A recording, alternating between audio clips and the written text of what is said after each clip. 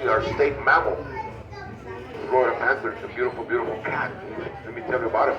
His name is Buddy, and Buddy was brought here by Wildlife Rescue when he was just 6 months old. He was actually being kept as a pet by a famous MMA fighter that lives just up the road from here. Now, Buddy was not being mistreated or anything. It's just that it's totally illegal to keep a panther as a pet in your residence. I always say that more than illegal, I think it's quite dangerous. Buddy just turned 4 years old. Like I said, he's a beautiful, beautiful cat. He's about 100. He turned 4 years old about 3 months ago, actually. He's about 130 pounds. Big cat. Beautiful, beautiful animal. Make sure you go.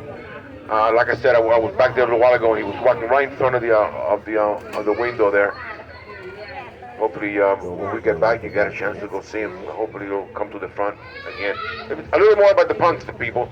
The panther is from the cougars family. Cougars, mountain lions, pumas, even jaguars. They're all in the same family. The only difference is that all those cats that I just mentioned, they're found all over the United States, as opposed to the Florida panther is only found here in the state of Florida.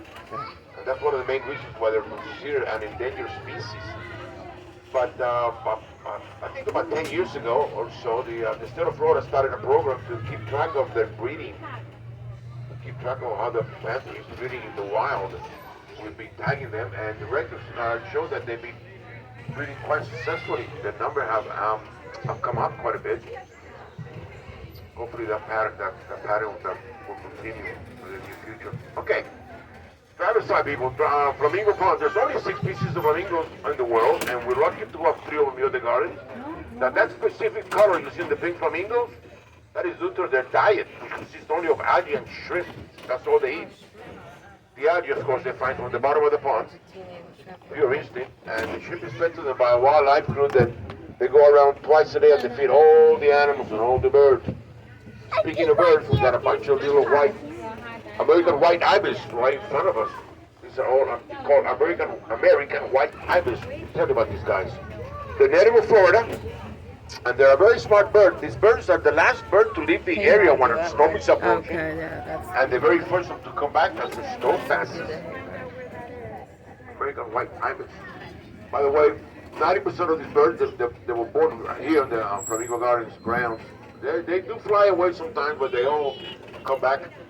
All right, people, the path behind the flamingo pond and this one on the right, that will take it to the back where we have more encroaches of our more native animals. We got bobcats by there, we got river otters, we got turtles, geese, baby alligators, huge alligators also.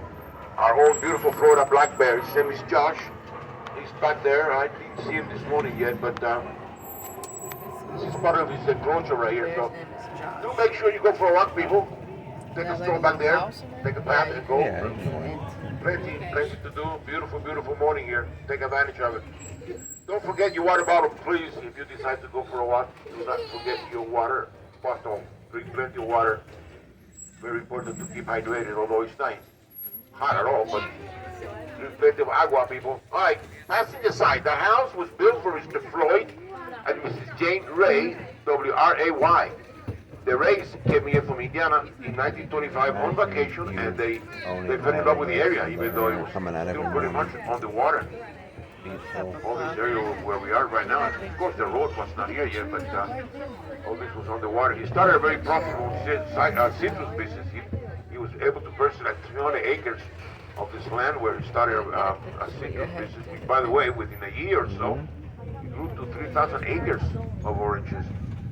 I'll tell you more about his business after we have reached the orange groves up ahead, okay? Don't forget, people, bring your kids. Pony rides right on the driver's side all day long, all included. Pony rides. You want to go on a pony? I don't think adults are allowed to ride ponies. Just for your children. Okay? All right.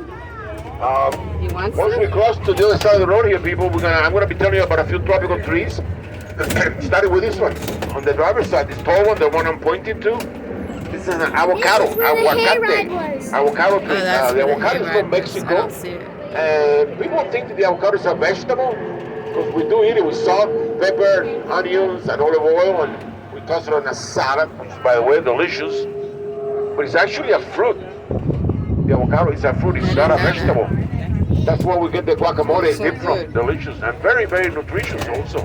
They're delicious. Love avocado.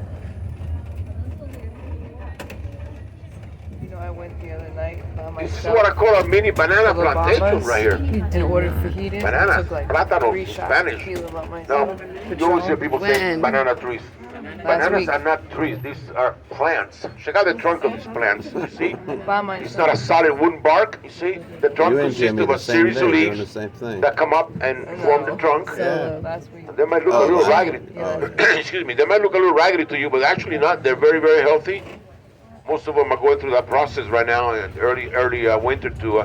They will replace all those leaves. Will be falling off, and a new bunch of green leaves will spring up to replace those trunks. Banana plants. These, of course, however, are trees. These are called live oak trees. Now, this people, this is Mother Nature's creation right here. We did not plant anything here. All these trees, they've been here for hundreds and hundreds of years. This area is called Haruhamo Tree Island. And as you see, even though it's just raised just a few feet from where we are, remember what I said, all this was underwater. And that's where our Native Americans lived, literally. This is where they built their shiki huts and stuff, the campgrounds on top of these little tree islands to stay above water. There's hundreds of these tree islands in the Everglades. That's where they live. We'll talk more about that as we come around in a little while. Okay, let's move on. We're coming up to what I call our mini tropical rainforest. Although it is a true rainforest, it's a miniature one compared to the ones I've been to in my lifetime, especially the one in the Darien jungle in Panama, where I spent some time doing research. Now that specific rainforest is at least 100 times denser than this one. By denser, I mean that the canopy of it is completely covered with thousands of trees to the point where no light gets through it whatsoever. Now, as we all know, there are 7 continents on Earth, and every continent except Antarctica has at least one rainforest. The biggest one of them all is the one found in South America, the Amazon jungle, the Amazon rainforest. I spent some time there also, where records show that it gets anywhere from 15 to 20 feet of rain every year. Countries that make up the Amazon rainforest are Colombia, Venezuela, Peru, Ecuador, Argentina. 60% of northern Brazil is all rainforests and trees, which, by the way, are very, very important to the ecosystem of Earth, and actually to you and I, and to all of us. 40% of all oxygen on Earth is provided by the trees in the rainforest. That's why it's so important to keep them healthy, especially for our little ones, our children, my grandchildren, and for generations to come as well. Before we keep going, let me tell you about this little forest we're coming up to, which is another tree island. We do have some critters that live here. I've never seen them, but there is a bobcat roaming around here. I come back here once in a while after sunset, and I've seen a couple of foxes. I've seen squirrels, of course. I've seen turtles, even snakes, iguanas. Maybe someday I'll get a glimpse of that bobcat, but I won't be walking around. I'll be in this truck here when I see that bobcat. All right, coming up to another tree island. Now, keep in mind, people, when I say all these trees here, they're native of Florida. This is Mother Nature's creation. We did not plant anything here. We do not. There's no maintenance done here whatsoever. They require no maintenance, as you see. As a matter of fact, we this canopy here used to be completely covered with trees. And as you see, we have lost a lot of trees here due to all the hurricanes that we have suffered through the years. And like I said, we do not plant anything. We do not replace anything here. We leave it just like Mother Nature created it. We don't mess with Mother Nature. This area was all habitat for the Native Americans, tribes like the Tequestas, the Miccosukis, the Seminoles lived up here. Although this was pretty much strictly Seminole country, you know, that the Tequestas and the Miccosukis actually lived south of here in Miami. All right, let me tell you what's going on here. I'll tell you about the pond in a second, but I told you about the ibis already. But you see this? This beautiful black and brown bird laying down over there. These two